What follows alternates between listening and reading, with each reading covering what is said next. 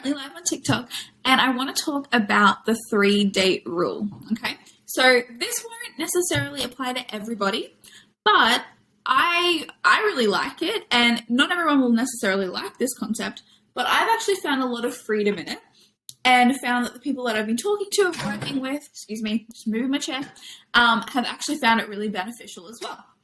And it's not something I came up with. I've actually just been hearing a lot of people talk about it, and I feel like it could be pretty fruitful. So I wanted to talk to you guys about it and see what you think.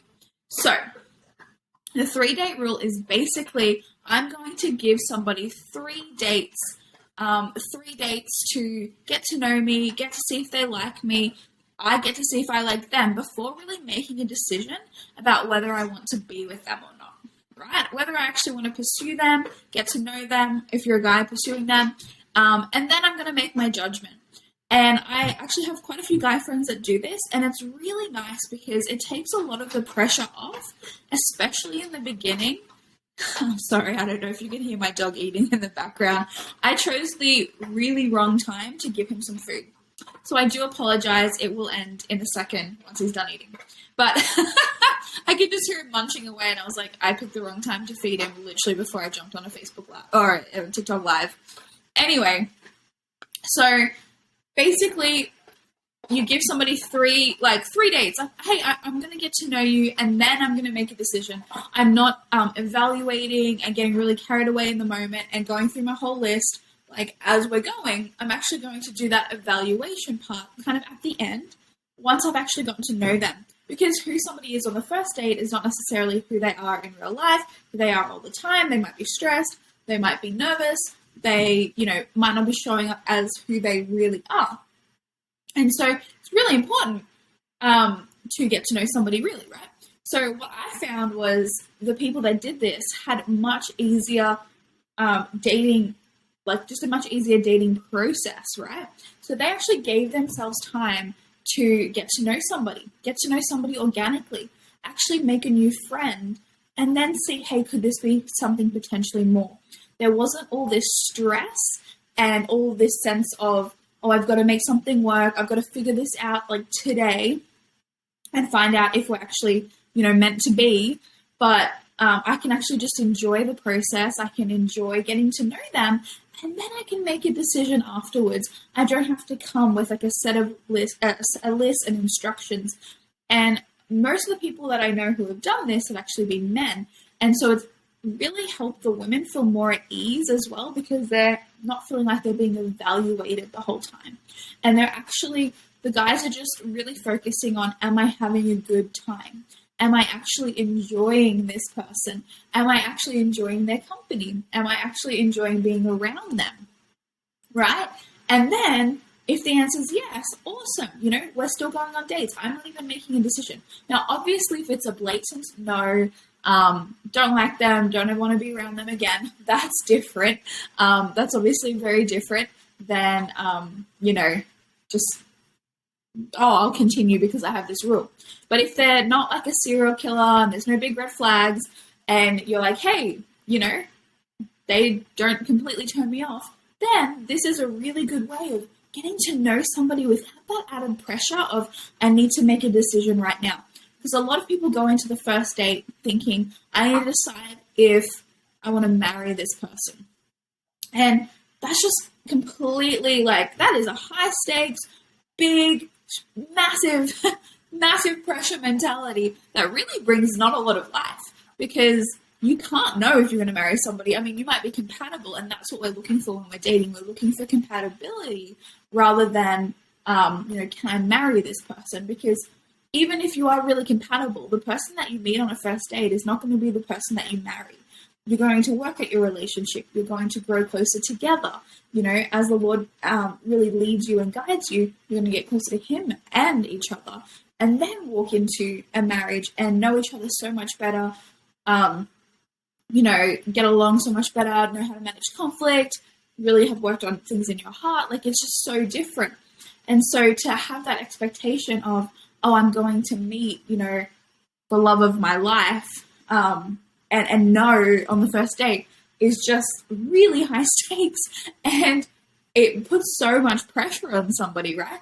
So I really like this 3-date rule because it actually removes that pressure. It says, hey, I don't even need to know if I'm going to marry you even after these 3 dates. I'm just evaluating, do I like you as a human being? And do I like you enough to spend time with you and to spend more time with you? And if the answer is yes, awesome. At the end of those 3 dates, hey, I'm taking some time to evaluate, where's my heart at? What am I feeling? What am I thinking? And then do I want to proceed? And if the answer is yes, awesome. And if the answer is no, that's fine too. And you actually just need to communicate that then. So actually communicating to the person is really important. A lot of people don't communicate. And it's not really doing the person that you're talking to any service. It's not honoring them. You know, in Christian dating, we don't just ghost people and fall off the face of the earth. We actually communicate with them and say, hey, this is where my heart's at. I'm actually feeling like my heart hasn't gone past friendship with you, and so this isn't something that I'm wanting to pursue any further, but thank you so much for your time, or thank you so much for getting to know me, right? And like, I always say, because I live in a small town, hey, if you, I said before I was married, you know, hey, also, if you see me around, like, make sure you come up and say hi, and I'm going to come up and say hi to you. Like, I still want to know about your life. I still think you're a really amazing person. I just don't feel like we're compatible in this romantic area, right? And I still see people when I'm out and about, and they come up to me and my husband, you know, we chat with them, we care about them, we have a heart for them. They're not bad people. He and I just weren't compatible romantically, right? And so giving yourself that time to just breathe and enjoy the process and enjoy somebody. I know a few people who have a testimony about having a really terrible first date, and it wasn't necessarily that there was anything wrong with the person, but that maybe the person they were on a date with was really nervous, or conversation didn't really flow, and they just felt like, ooh, that wasn't the best first date. But there's no massive red flags. You know, he seems like a nice person. I'll give him another chance, because again, who somebody shows up as, you know, for 1 hour of their life isn't necessarily who they are. And then these people end up marrying those people because they're like, oh, he was actually completely different on the second date. He was really calm and, you know, wasn't getting carried away and was a lot more stable, and wasn't who I thought he was in the first date. He'd just been really nervous, but she gave him another chance, and he ended up being the person that God had for her. And so I really love the whole concept of, hey, let's give it time and space. Let's get to know one another. Let's actually value the other person. And if you're, you know, if after the first date you're like, hey, they're not a terrible human being, it's not a no, but I also don't know if it's a yes. Hey, let's go on another date, you know? Let's actually find this out, right? And then that's a really, really beautiful, really powerful part of dating, because you get to have fun in the process. You get to make new friends. I don't ever think of it as wasted time, ever. When people say, I'm so busy, I don't want to waste my time. Well, you know what? If you want a husband, if you want a wife, you're going to need to get to know some people. And so, I never think that spending time or giving my time to somebody is a waste. I'm pouring into them. I'm leaving them better off than how they hopefully were beforehand. I'm encouraging, I'm building them up, I'm edifying them. They're doing the same to me. There's a lot of honor and respect, and I'm having a really great experience. And I'm in charge of my own experience, so I choose to have really great experiences. And I've never felt like it was a waste. And if I had that mentality, I probably wouldn't have dated my now husband. I'd be like, oh, I actually don't have the time for that. You're not really my type. Sorry, I'm going to go do this instead. When in reality, I'm like, hey, if you don't have time for like a 1 hour coffee date, you probably don't have time in your life to actually date at all, right? Because even if a person comes along that you do want to date, if you're that busy, you haven't actually built a lifestyle around being open or even having the time to date, right? And so that's when that needs to be looked at a little bit more as well, and go, okay, well, if this is something that you really want, really value, are you willing to put time, effort, and energy towards it?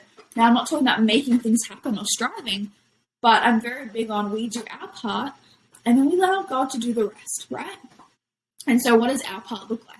It looks like actually showing up. It looks like actually going out and doing things. It looks like going out to coffee with the guy that asks us, or saying yes if a guy asks us, and actually being open to the possibility of what might happen. And so that's why when I was talking to my guy friends and they're talking about this 3-date rule, I'm like, this is so smart and it makes so much sense because it actually allows you the freedom and the grace and the time to kind of just be chill for the first couple of dates. You don't have to try and decide then and there if you want to marry them. In fact, you don't have to do that at all, right? That's what being in a relationship is for. You're actually like, hey, I like this person enough. I don't need to know if we're going to get married, but we'll be moving towards this place. Now we're going to commit. And then I'm going to get to know them and see if there's somebody that I would like to marry, right? And so I really love dating. I love the dating process. I think it can be redeemed. It can be really fun. It can be something that you enjoy if you choose to. And you can find joy in dating. And I did a live yesterday about that. But yeah, think about that 3-date rule. It's not for everyone, but I think that there's a lot of value in it. And it does bear a lot of fruit that I've seen in people's lives. And I love that, especially the guys I know, they're like, hey, I want to honor every woman that asks me, so I'm going to say yes, at least to a first coffee date, because she is a daughter of God, and I want to show her that and really honor her risk. And I'm like, come on, guys, like that's amazing. These guys are amazing. So yeah, that's the 3-date rule, guys.